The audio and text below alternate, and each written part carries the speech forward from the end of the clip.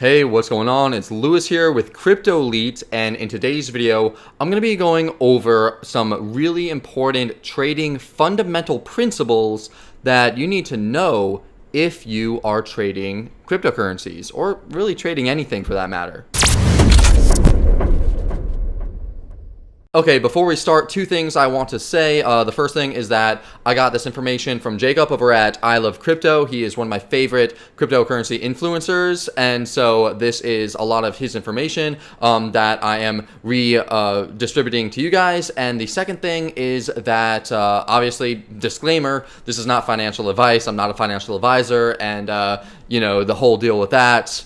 Always consult with a professional when dealing with your finances. But this was really good information, at least I thought it was. So I thought it was super important to get out there to as many people as possible. So here it is. This is the presentation on mastering your emotions and basically crypto fundamentals when it comes to trading. And this doesn't just apply to crypto, but like I said, it applies to everything else. So let's get to it. What you need to know is that with cryptocurrencies, there's a lot of new money coming into the market, a lot of new money coming into crypto, and that means that there's a lot of dumb money coming into crypto, and I was definitely part of that group when I first got into it. In crypto, we're not talking about brokers and professional traders here, we're talking about everyday people, and everyday people are highly emotional. And this is why mastering your emotions when it comes to trading is the most important thing that you could do if you want to become a great trader.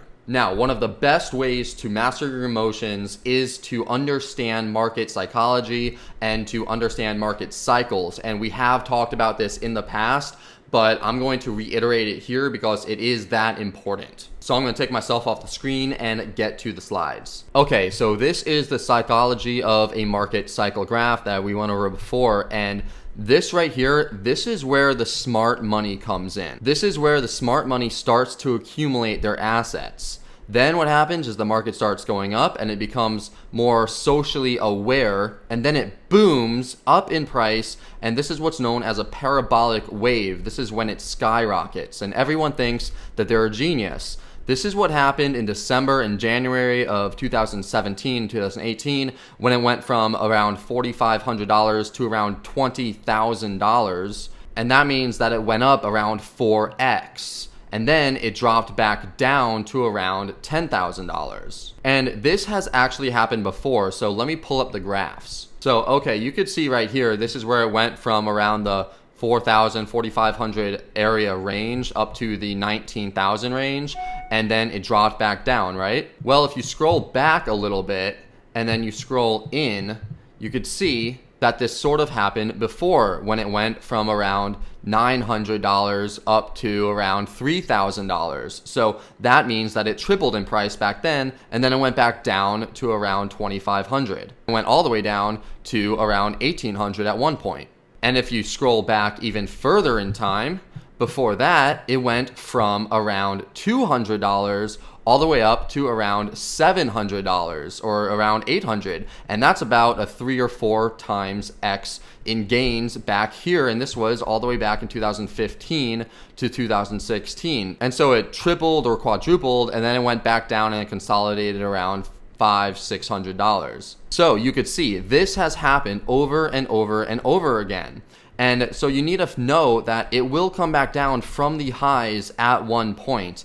And you need to make smart trades and set up stop losses to get out when the market starts coming down. So you have the accumulation of money over here, and then it starts catching on and more mainstream things start happening, and then people get really excited and they don't sell. And this is exactly what happened with me. My investments were going up 100% and I didn't sell because I was just riding that euphoric wave, right? And I watched my 100% gains dwindle down lower and lower and lower, and I wish I knew what to do before it all happened. And eventually what happens is people get into this capitulation stage where they say, I'm getting 100% out of the markets, I can't afford to lose anymore. And then they get into this anger stage where they say, who shorted the market? Why did the government allow this to happen? All of this other crap, right? And they sell out of anger and hate. And that is when the smart money starts to come back in and they start to accumulate back in down here. Now, luckily, I learned about this chart in time, so now I'm just bag holding a lot of coins, but I'm okay with that because I know that this is a cycle and it repeats itself. So I actually bought a lot more of my coins down here, and that will bring down my average buying price so that when I sell it during the next bull run, I'll make a greater profit. So recognize this psychology and detach yourself from your emotions. You need to always stick with the plan, buy low and sell high. And I know this is a lot easier to say than it is to do it, but you need to get this down. And so mastering your emotions and understanding that the market fluctuates is probably the most important lesson. And the most profitable traders, this is how they think, okay? They're unemotional, they're unbiased, they're unattached, they're non-reactive, and they're calculated.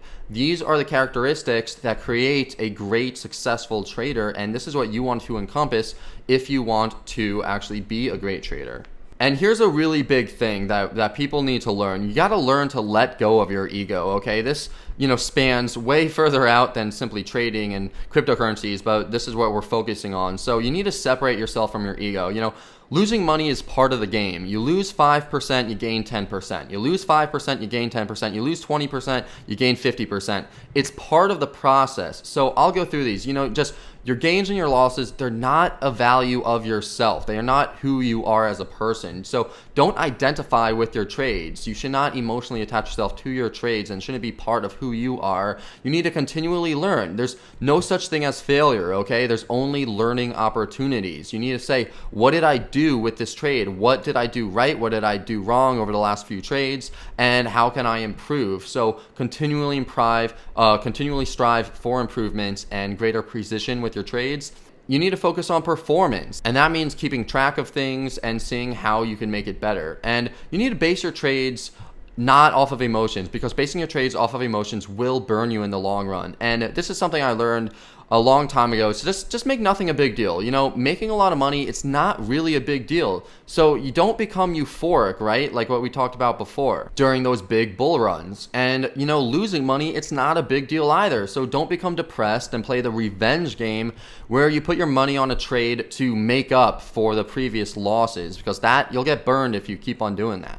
And this is a really, really big thing. Fear of loss. People have really big fears of losses for one reason only. It's because they invest more money than they're willing to lose. You should be able to be totally okay with losing 100% of your investment and walking away and being good with that, being okay with that. But if you mortgage your house or you put a lot of money on credit cards, that is a very stupid thing to do. So do not do that. And that's why you should never invest more than you are willing to lose. You need to have an abundance or unlimited opportunity mindset. There is always going to be another trade.